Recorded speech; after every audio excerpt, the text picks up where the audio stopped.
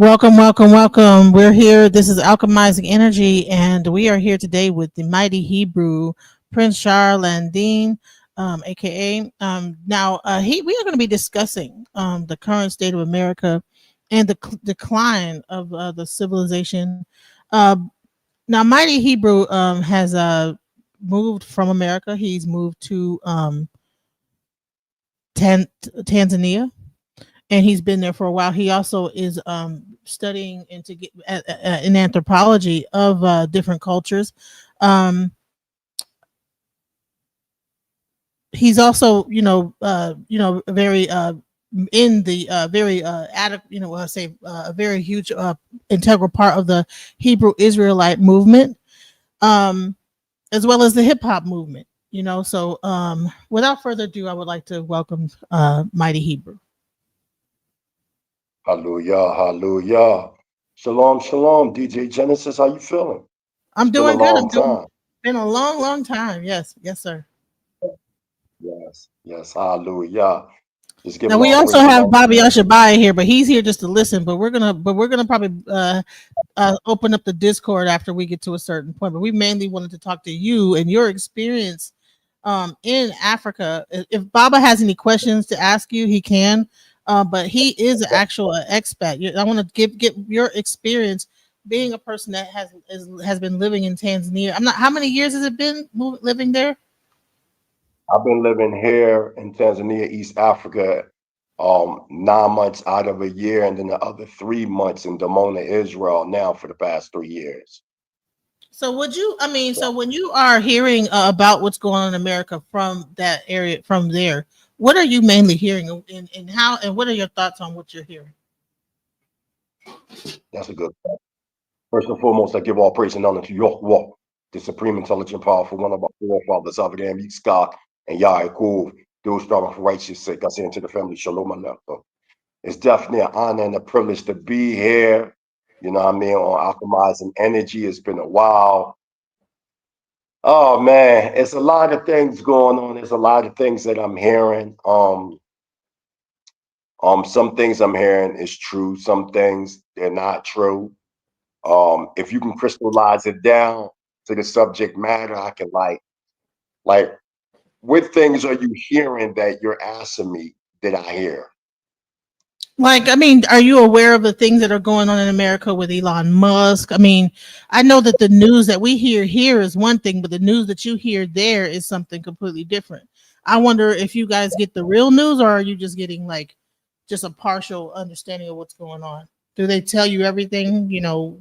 What are you guys hearing? I mean, before social media came into effect, there always been like conflicting stories when you looking at BBC News or any Eastern news versus Western news. But since now, with a click of a button, everybody's in access to YouTube and different social media platforms. So basically, the world now is getting the same news, which is all propaganda. But one of the things that we're hearing over here that it isn't true, in most cases, is this separation with the African continent, when in fact we're seeing a global or an international connection with the heads of state in Africa to drive the Western powers. So that's definitely in effect. Give a shout out to the president of Tanzania, East Africa.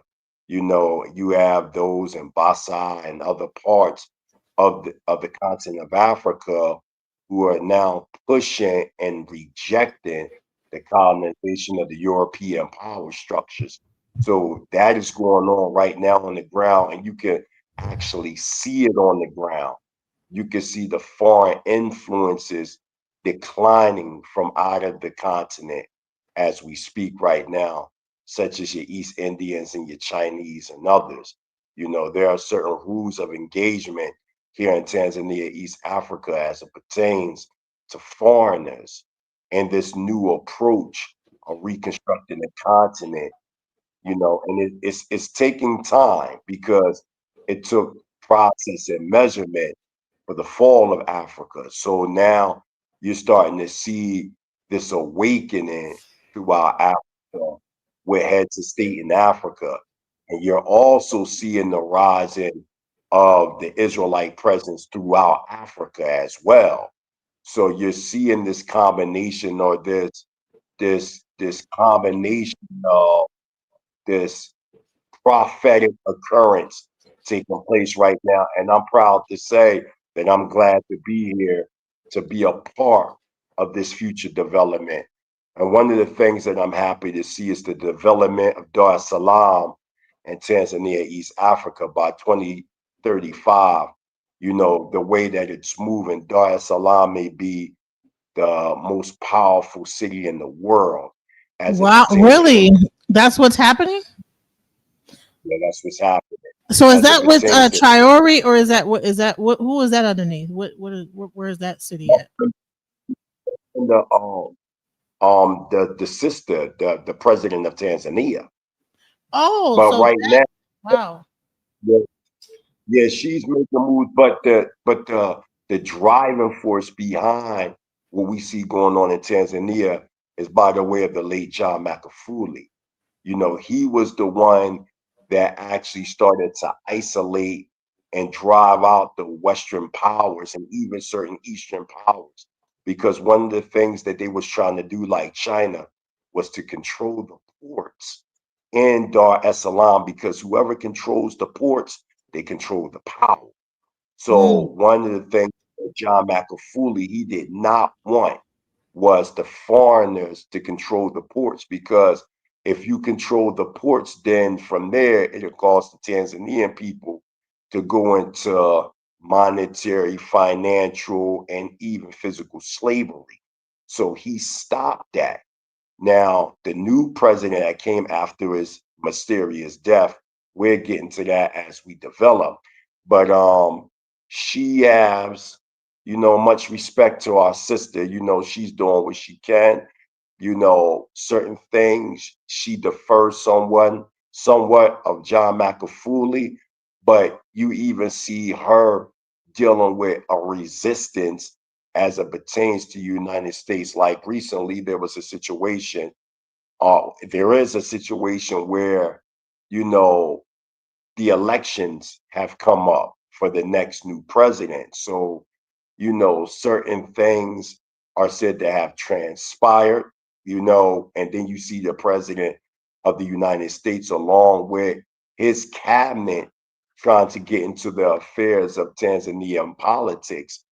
And the sister came live and told, you know, the president of the United States, Donald Trump, and his cabinet that they need to mind their business and that they need to deal with America, and they need to clean up all the problems of how they dealt with Black Americans for many years unjustly, you know. And for that sister to say that, Black Americans in particular, so-called Black Americans, have always been the central focus when it pertains to this revolutionary consciousness.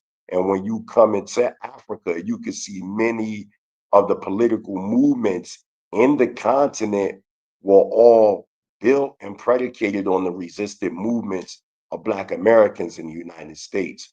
So I just want to give a shout out to the president of Tanzania, who see the pain and the toll of Black Americans, and that she said, like, y'all need to mind y'all business and until y'all get it straight, and y'all deal with Black Americans. Y'all can't come to anybody's country trying to regulate anything. So shout out to the president of Tanzania. that's, yes, that's great. This they need to like deal with us over here before they start to tell people what to do in Africa. And then, do you see a uniting front starting to happen between the African? And listen, Baba, if you have a question, please feel free to ask, because we're gonna like, if because you might have some real more deeper questions than I might even be able to ask. Well, Um, no, since I'm listening to Mighty Hebrew and Praise the Mighty, and because being a former Hebrew myself, about 12 years, I'm familiar with his location in Demona. Matter of fact, the late Ben Amin and I used to sit there when they had a Mighty Hebrew. Do y'all still have a camp in Corsicana, Texas? The retreat farm, y'all still have it down there? Yeah, you talking about with Minister Male. Yes, it's still there. Yeah, well, Molly and I are very good friends. I'm from Corsicana. Matter of fact, Okay. where the camp is about a mile from my home there in Corsicana. And I used to work with them Okay. there when they had school there. And I would go to many Okay. things. So I'm familiar with the philosophy and teachings. Okay. Okay. Yeah. I'm a direct Go Prince ahead. Yeah. No, I was just telling the Bob, I'm a Now, have you direct understudy Prince Asiel. Prince ICL. I see, Yes. I see. Yeah, okay, yeah. When I came through the movement, my name was Kahan Yashabaya. When I was brought into rabbinical order, and I was recognized as one of the teachers there. And like I worked with Prince Ben Amin, and various other groups out of Chicago, Cincinnati, Ohio, other groups out of Atlanta, Mississippi, and so forth and so on. So I traveled around. I'm familiar with the thing, but I'm liking what you're saying about it's now time for us to take back that what's been taken from us, and got to do it through conscious people, and everybody ain't on the same page. But I want to send out praise and recognitions to y'all's movement that you have out of Demona, the city of peace, and then what y'all are doing. But yeah, right now I've got some things I want to interject, but not now because what you're saying is so important. And definitely shout out to a sister there who stepped to the plate and is trying to carry on. It's going to take that energy like that to get things done, especially not only that, but here in what they call the land of the Americas. And I want to talk to the organic people, which we call a Black and African. We're going to get to that one day, because right now the onus is on us to show the world how it can be done, because we've been through so much. So right now I'm giving the floor back to you, Prince. Yeah. So if you have any questions, like from a political standpoint, the things you might know about what's going on in Africa, because I haven't been really following Traore in the thing, but I know a little bit about it. But I'm wondering, maybe are you? One question I have is, are the presidents and stuff in Africa kind of coming together? I know that they were talking at one point when Gaddafi had that united currency. Are they going to be talking more about something like that again? Do you hear more? Because if they are, they're not telling us over here, like that. So You definitely have, made the late President Umar Gaddafi rest in completeness within the Ausulatic world of existence, imperial will. Yeah, Umar was one. He was definitely a Pan-Africanist, and definitely, one that wanted to see a united nation of Africa. You do see many of the political teachings of Umar Gaddafi. We see that, in Benghazi with the president over there. You're seeing certain presidents come together under BRICS. You're seeing that happen right now. Are all the presidents of Africa coming together? The answer is no, because many of the presidents in Africa are still colonized with, the filth of Western liberal democracy. You know what I'm saying? So we have to, give the pros and the cons, but you do have selective key figures in Africa, like the president of Benghazi. We see the president of Cameroon that made all the Americans leave from the embassy from out of the country because of what's going on in Bosnia. We see the president of Tanzania rise up. We see that we just seen the incident what happened with the president of South Africa being humiliated, by that demon, Donald Trump. That was all strategically organized and constructed to try to downplay, what's going on in South Africa, and the nerve of Donald Trump to talk about these white Africanians being humiliated and disgraced and land being took. But how can land be took from something they stole? You know what I'm saying? so So now, the news over there is saying that he was humiliated, because over here it's saying that Donald yeah, Trump looked stupid. They're saying he looked stupid over here. So over there, you must be getting different news. Africa, they didn't take that lightly at all. They're saying that the president of Africa, excuse me, of South Africa was humiliated. Give a shout out to Dr. Umar Johnson. He pointed that out too. That is that what happened should not have happened. It was all a setup. And because Donald Trump wanted to play the race card with these white Africanians, and he letting them in the United States. I know y'all just recently heard how that white Africanian, murdered his wife. You know what I'm saying? And there's these same people that he claimed was being oppressed and suppressed in South Africa are doing major crimes in the United States as we speak right now.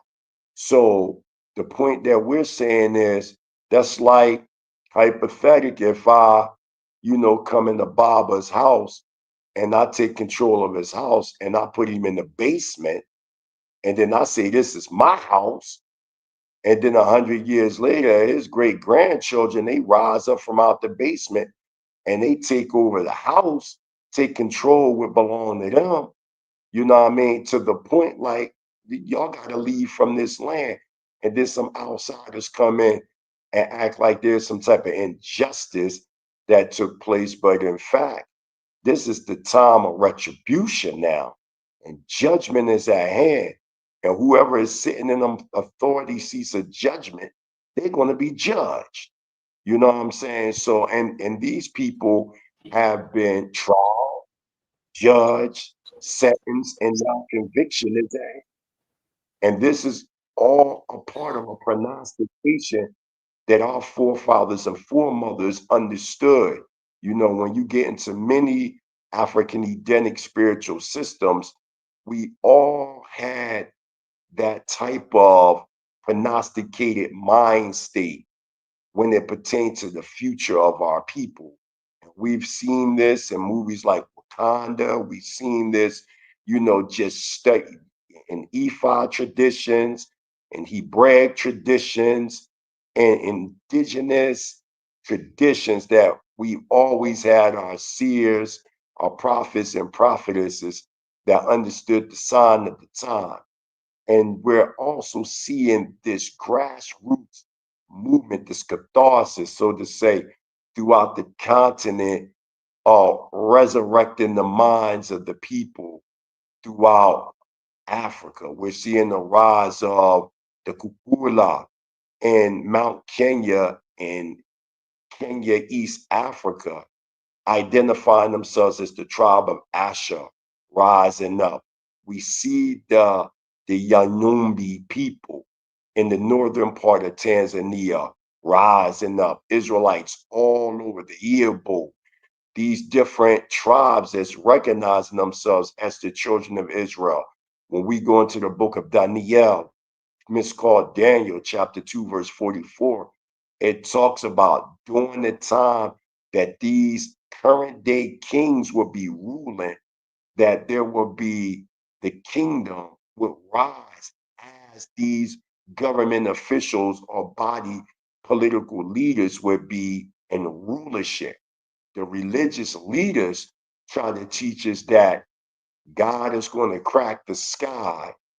This mythical God is going to crack the sky, and Jesus Christos is going to come and destroy these kingdoms and then build up his kingdom. But that's not what the prophecy say.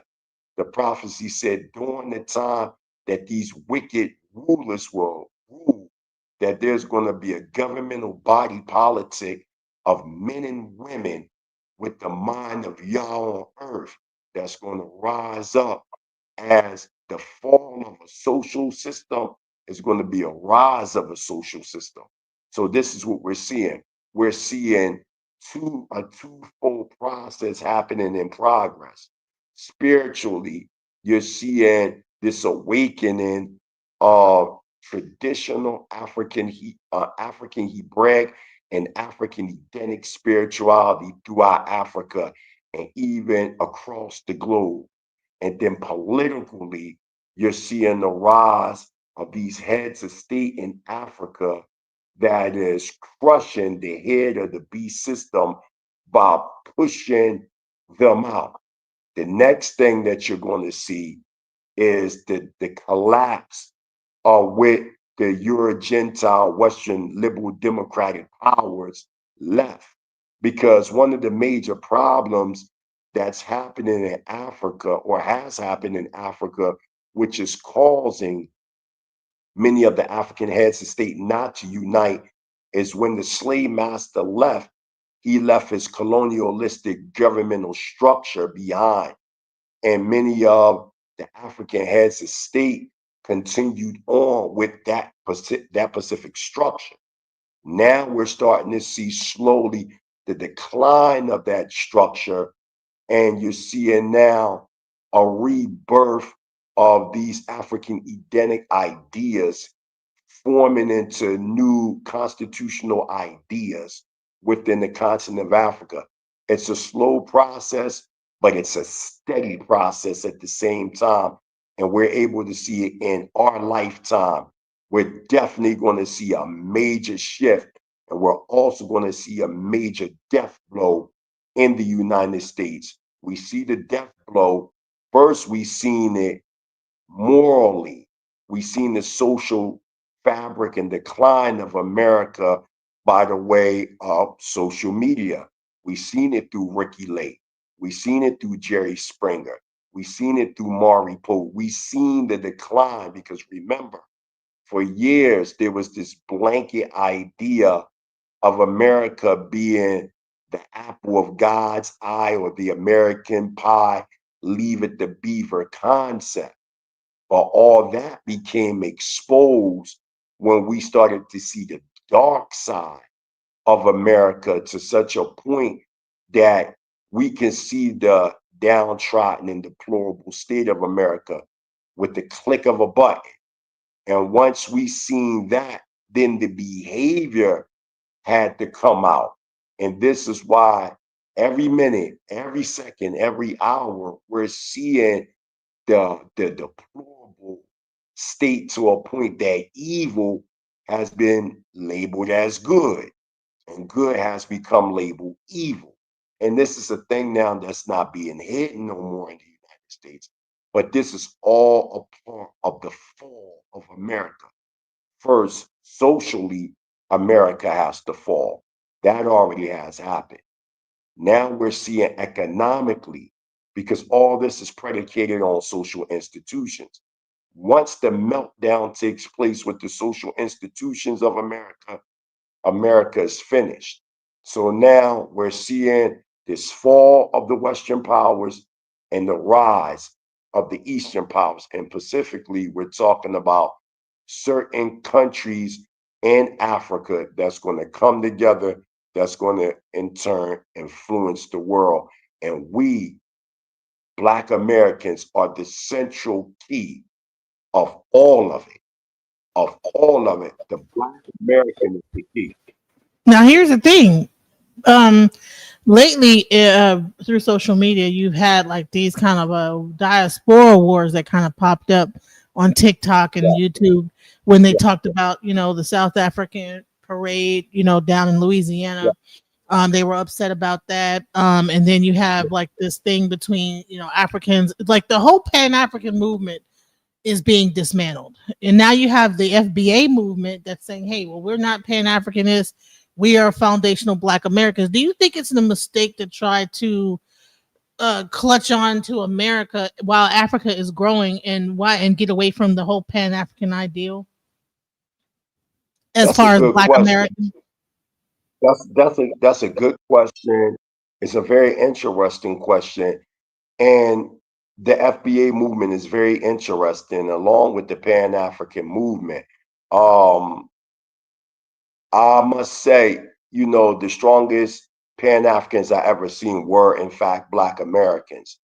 We have to remember the reason why we see what's going on, because out of this whole colonization slash slavery thing, we see that the Black Americans suffered the longest because we were brought by the way of West Africa into the Americas by the way of chattel slavery.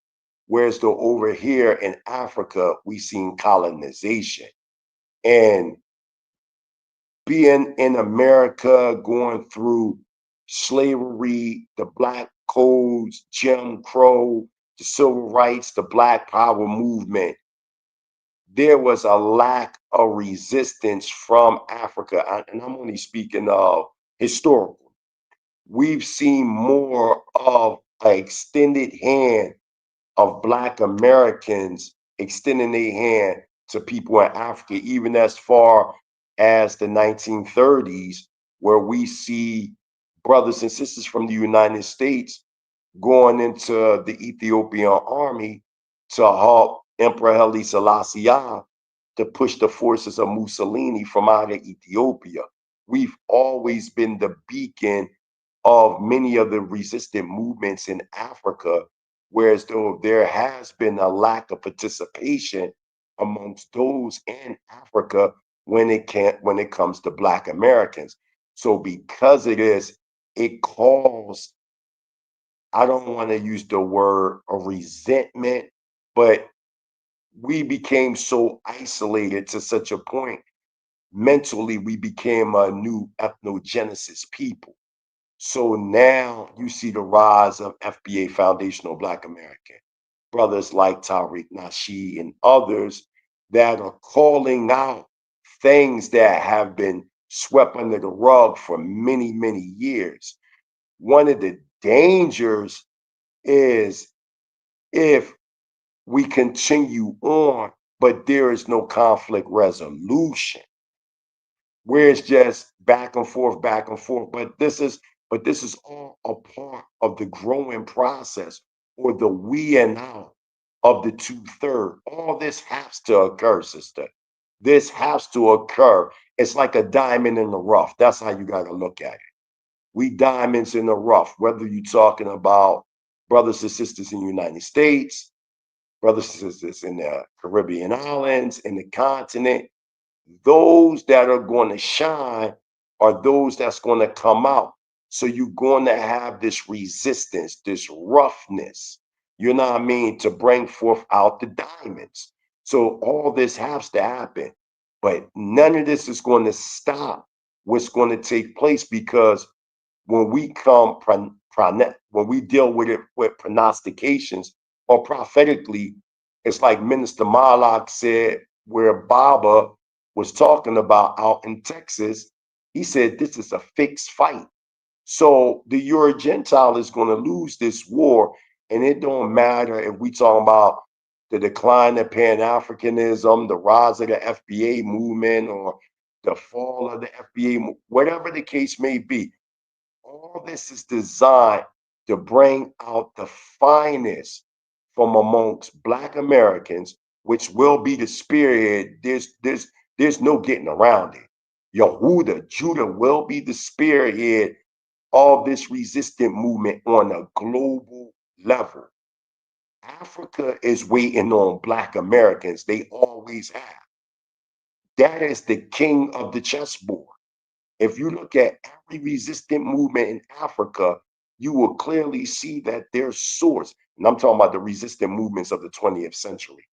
When you look at their resistant movements, it was all imitating, and not in a bad way, but looking towards the Black American resistant movements, the ideas that you see. That's why when you come to Africa, they love Malcolm X. They love Martin Luther King. They love Elijah Muhammad. They love Ben Hamid, because these were the men that they seek their ideas that helped to shape their resistant movements in Africa. So that only can affect those, Sister Genesis, that don't understand the prophetic times. People like me, you, Baba, and others that understand the greater picture, it's not going to affect us. That's the 1/3. Whoever is not a part of the 1/3, or they are part of the 2/3, they're going to be destroyed. And I want to say this and pass it on. Most of our people are going to be destroyed. That's just the bottom line. Most of them are going to be destroyed because they're so saturated in European colonialism, imperialism, and white supremacy that the so-called Black Americans and the so-called Black African of today, they are your new white supremacists.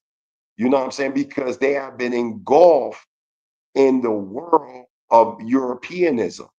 So a lot of them are going to be destroyed. So no worry, sister. They can have their arguments. That's all just iron sharpening iron.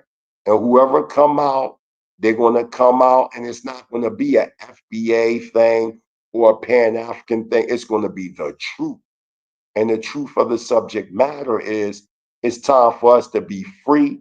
It is time for us to determine our own destiny and take control by the way of the power to the power to define within our own hands.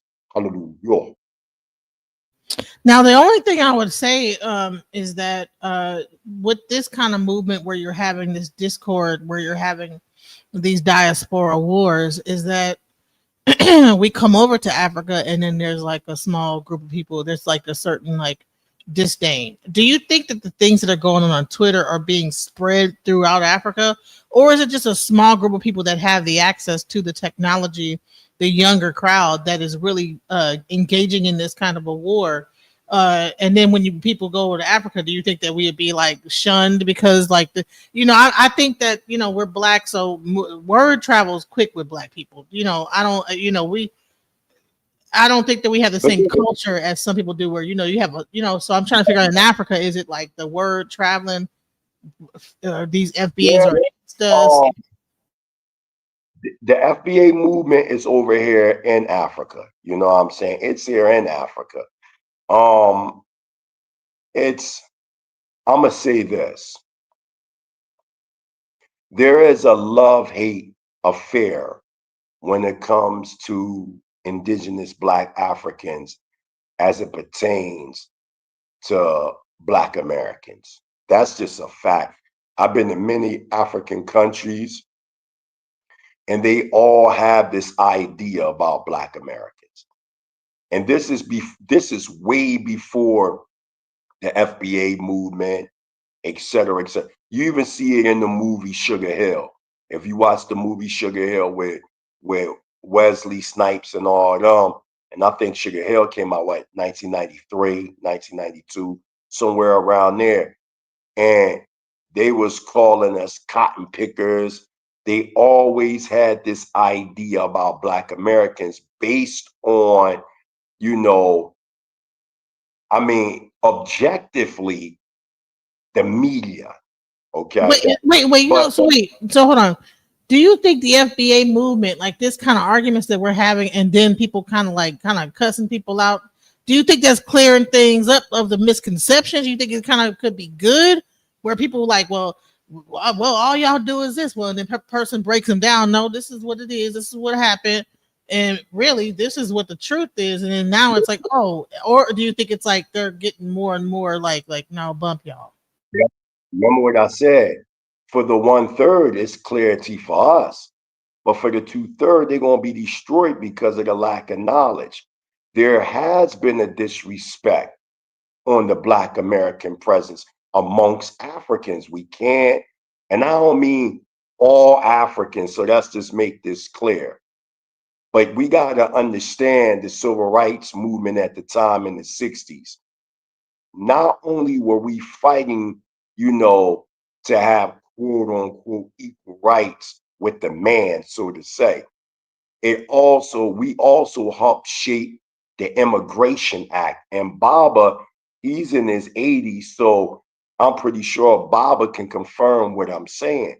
Back the Immigration Act of 1965 was shaped by Americans during the civil rights movement. So now, when immigrants come over, and mainly we're focusing on Africa. So when these immigrants come over, they reap the benefits of the blood, the sweat, and the tears of what Black Americans went through in the United States. And at the same time, they have this deep disrespect towards Black Americans. Now, when it's the other way around. And this is one of the problems that I do have as a repatriator. When we come to Africa, most of these countries in Africa that Black Americans repatriate to, they want us to bring the bag. And what we're saying is that makes absolutely no sense. If we were kidnapped, stripped, and stolen from our land, right? Now you want us to come back, right? And buy something that was stolen. It is only right, if we being righteous, that those that repatriate back, they shouldn't have to pay for no visas. They should immediately get citizenship free of charge, and they should get a piece of land free. And naturally, financially, with our own money, we develop that land.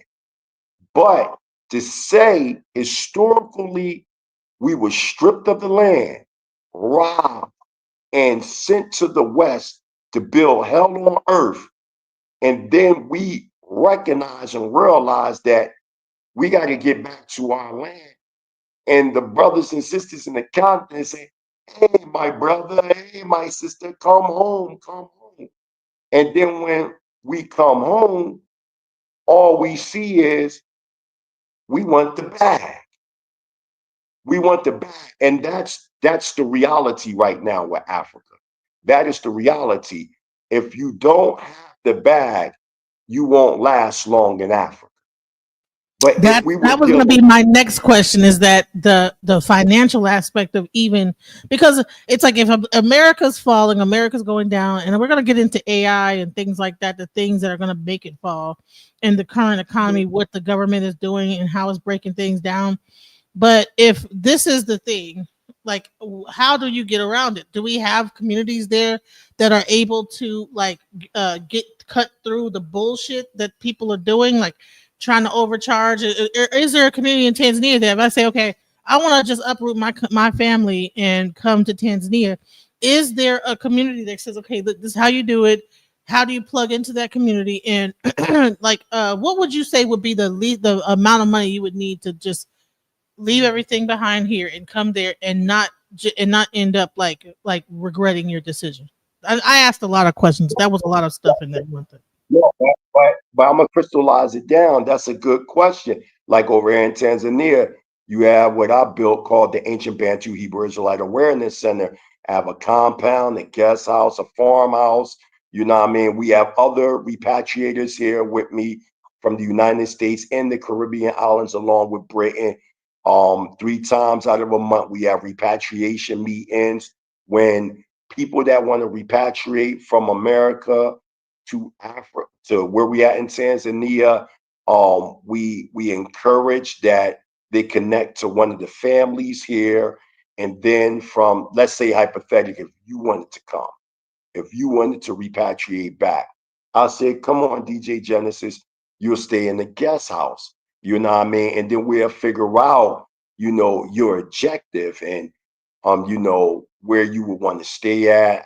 Brothers and sisters that deal in real estate and things like that, we know the ground, and we'll make it happen.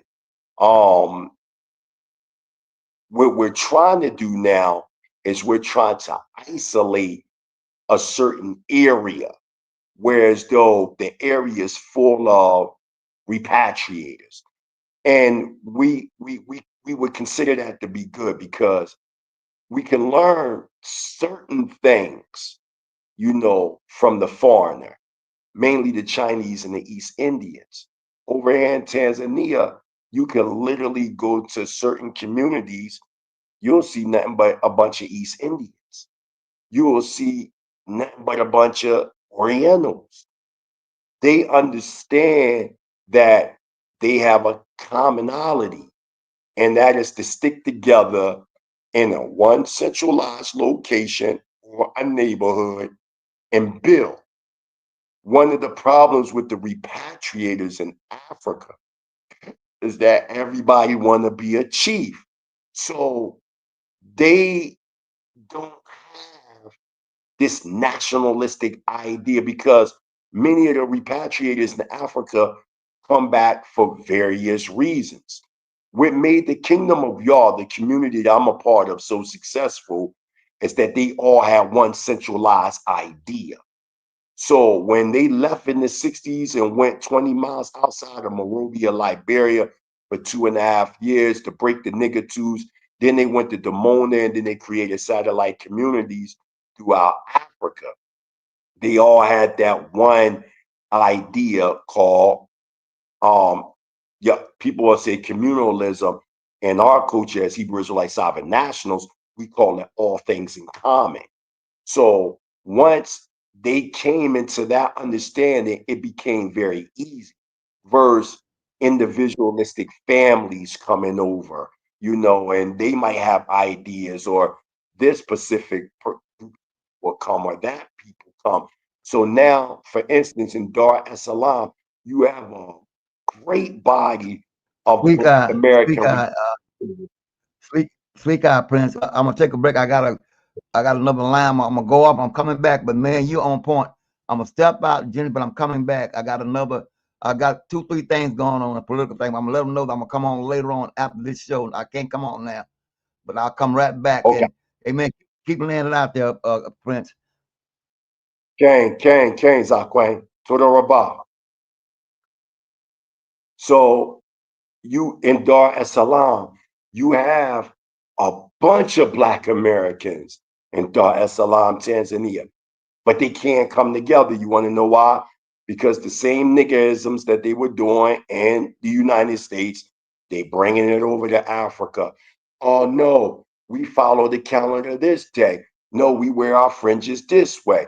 Oh no, we do it that way. No, you Kemetic, I'm Hebrew. No, this. So you even see the arguing amongst Black Americans in Africa. So they're bringing these non-nationalistic ideas by the way of religiosity. You see, and this is causing also a slow process of coming together. This is why I developed Hebrew Israelite sovereign nationalism, because I don't care if you're Messianic, Talmudic Center, Torah only. You got a Hebrew community. I don't even know if you know about them. There's Hebrews that practice the Hebrew culture and Ephod tradition, like a combination by a man named Moreh Yosef ben Yisrael. You have different ideas, but within Hebrew Israelite sovereign nationalism, none of that matters. The only thing that matters is our nationalistic connections.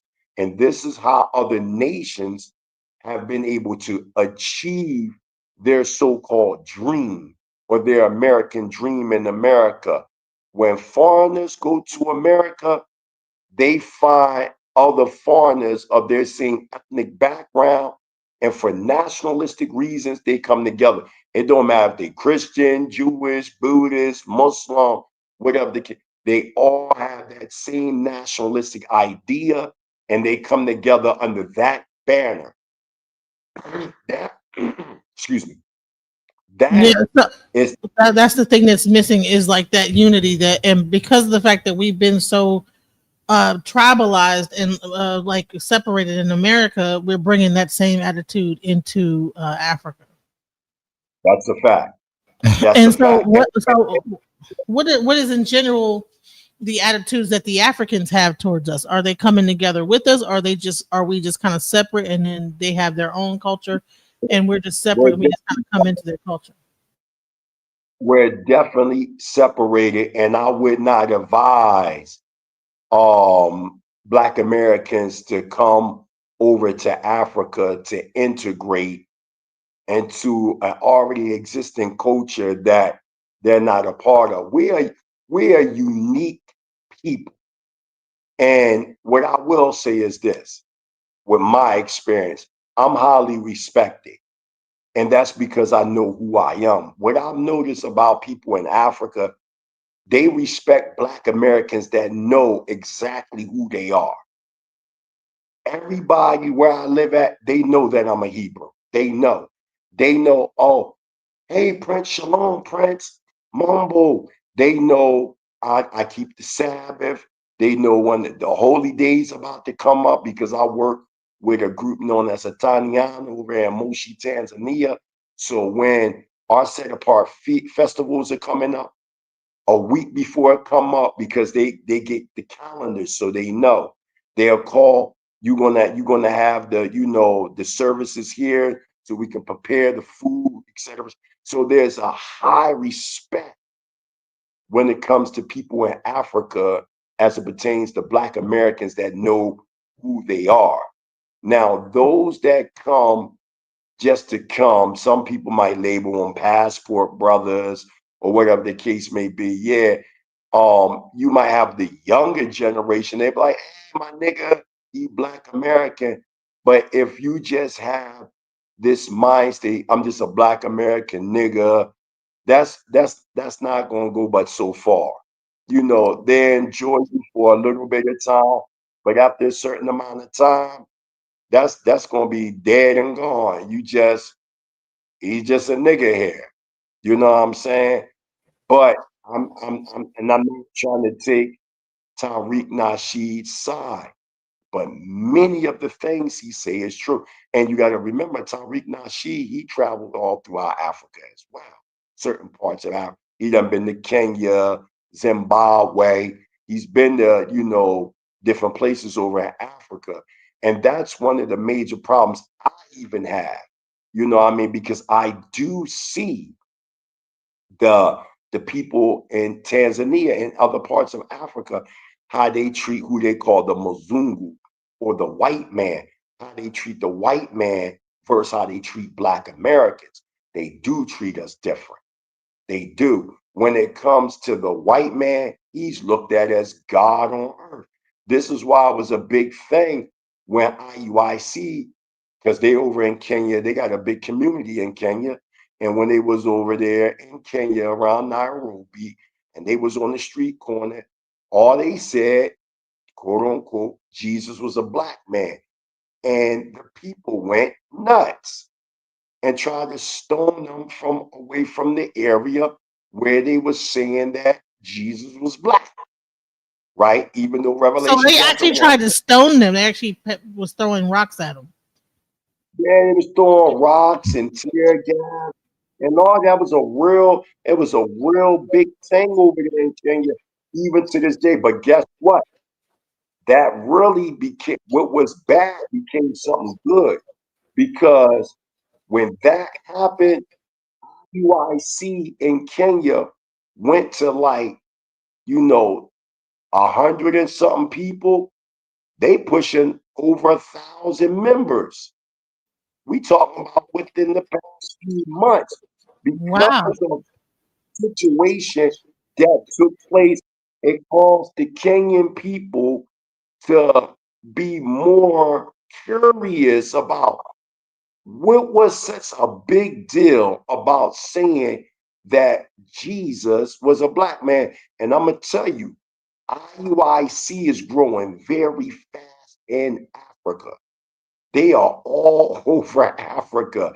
They are all over Europe. They are even in Japan.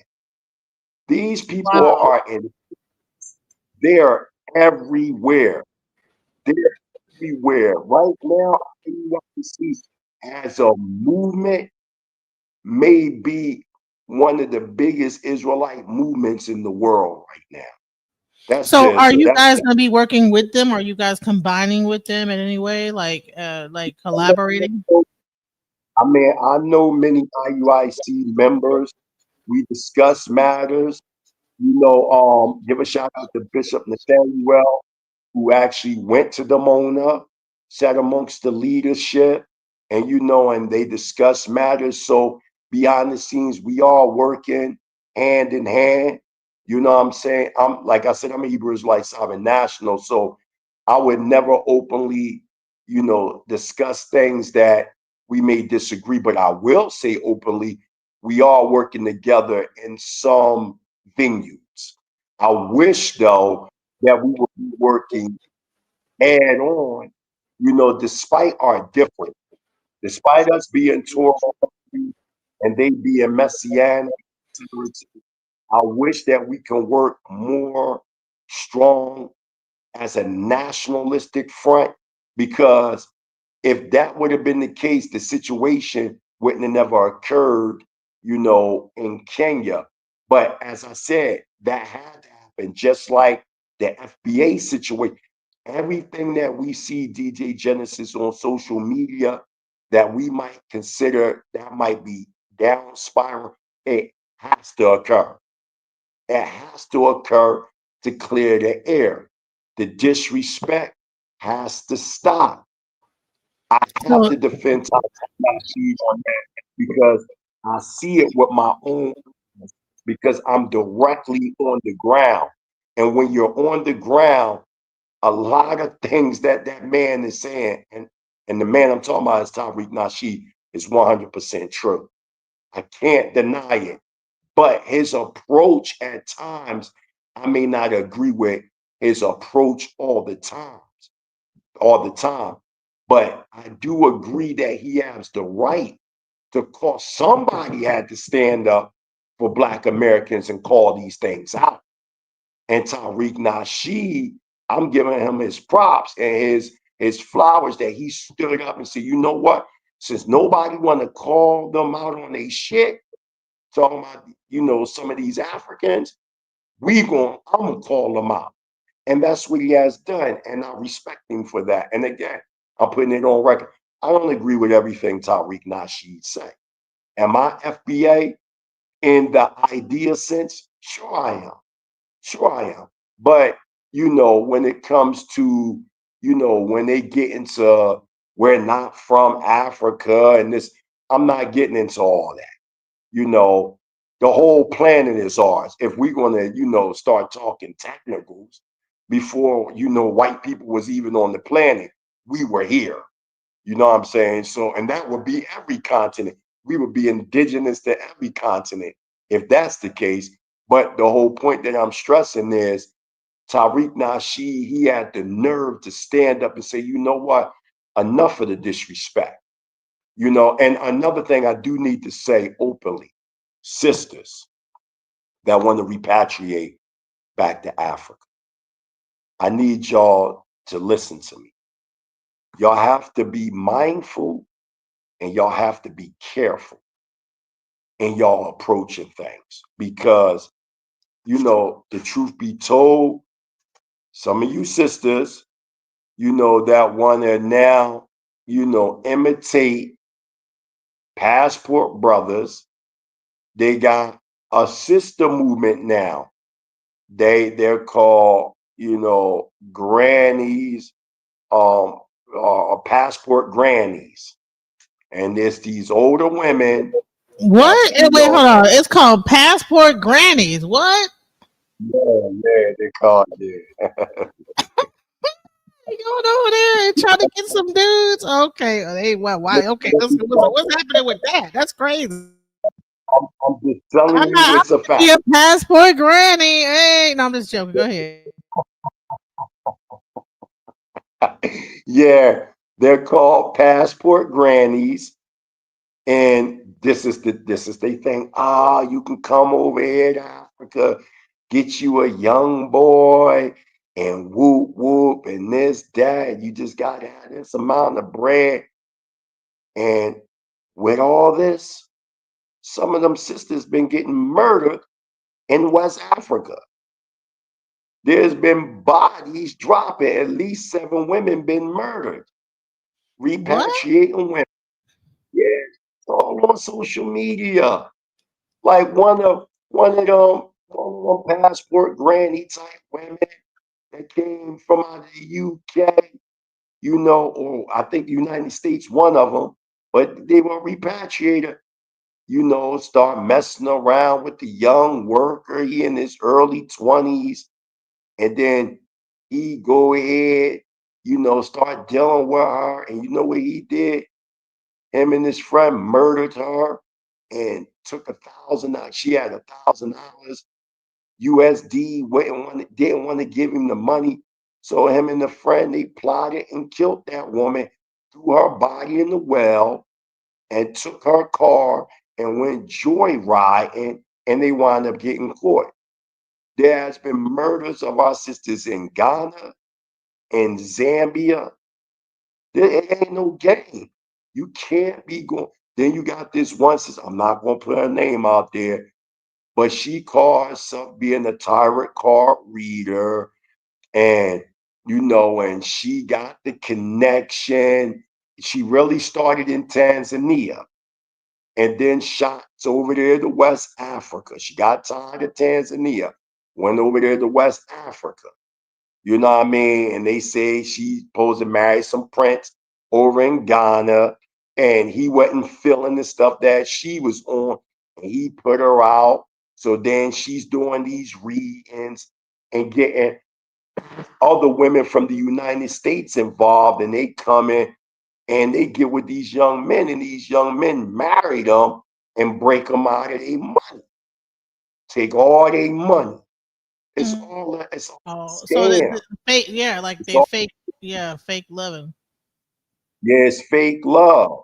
It's shout out one of my Hebrew sisters. She's watching. She know what I'm talking about. But I can't put her name out. But I got permission to, express, this woman, good woman, one of our elder sisters married a younger brother over there, I believe in Nigeria, and then come to find out he was dealing with the dark arts. He was dealing with the dark arts, and it went total left field. And she spent so much money that she had to like literally get out of there. And now she's back in, the United States. These type of stories can also cause dissension within our structure and for those to come back to Africa. But again, like I said, that's still not going to stop the 1/3. But these are tools of experience, so we know what to expect and what not to expect. You know what I mean? And it's a shame, and I want to say rest in completeness to all the sisters that made transition repatriating. There was another incident right here in Tanzania, in Dar es Salaam. It was a married couple, an older couple from out of Philly. They got here before me, but the incident happened while I was here. But I'm 10 hours away. I'm in Moshi. They were in Dar es Salaam. So they was waiting for their property to come from the United States on the boat. So when the property was came on the ship, inspectors, they got to inspect your property. And they found like a shell, a bullet shell, a rifle bullet shell. It was nothing. It was just a bullet shell. So they wind up locking the couple up. So when they locked the couple up, the lady, she's an older woman in her 60s, her late 60s. The cell was very, very cold, and she kept complaining. She kept complaining, and they didn't take the complaint. A few days later, they found the lady dead. They found the lady dead in the cell. You see what I'm saying? So, and there's more behind that, but that's another topic. The point that I'm saying is when you come into Africa, don't look for no handouts. Right. This So ain't like, you gotta do. That's why you have to find your community there. Find the FBA community that's in Africa, and then work with right, them and right, understand that you cannot really try to integrate within the African society. What about jobs there? I mean, say no job, 'cause it's hard no to job, work. no jobs, no jobs, No no job. jobs. Not for you. See, this is one of Tarik Nashid's arguments. When people from Africa come to the United States, they're benefiting off the government based on what Black Americans accomplished. But when we come to Africa, we can't get nothing. They're not giving you anything for free. Wait, hold on. Here. So say I'm a software engineer. I come over to Africa. You mean to tell me an African company would not hire me to work there? No, because first of all, you have to go. First of all, if you're just on a tourist visa, you can't get no job. You have to wait to get residency, and the best thing to do is when you do get residency and you want a job, you want to connect with American businesses. They're not gonna treat you like they're gonna treat the local citizen. You can have a PhD in the field that you're looking for, and the local can just have a bachelor's. See, over here in Africa, it's not really about your credentials. It's about who you know.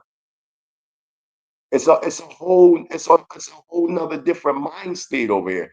It's not like United States. Yeah, I got my PhD. I got this. I'm qualified for the job. I did this. I did that. I did this. No, over here, my uncle, Baba, such and such, he's in position. I need a job. There you go. Wow. Okay. All right. Because I've noticed that it's a lot. So it's so you're kind of going to be still reliant on possibly American government or what you can offer to each other in Africa when you come there within that community. Well, I'm telling you, for me, I'm gonna tell you, for me, I have no problem being a resident, but I will always keep my U.S. citizenship. So let's get into. I'm just so everybody, like, they're like, so you'll never be a Tanzanian citizen? No, I'm a resident, but would I be a citizen? No. What do you think you'd be giving up if you were to become a citizen of Tanzania? So, because you have places like Ghana and Nigeria trying to give out citizenship, and people are probably, oh, America's, blah, blah, blah, and they get over there and they get this, and it's like, okay, is this what you really want? Now, DJs, you gotta ask yourself the question: why all of a sudden Ghana just giving out citizenship like that? That is a geopolitical reason as to why this is occurring. Because when you start talking, and also Traore say, well, listen, Americans can come over here, y'all are good, we'll give you some land. I'm not sure if he's still giving out the land anymore. I think he cut that off. We're going to talk about him. Much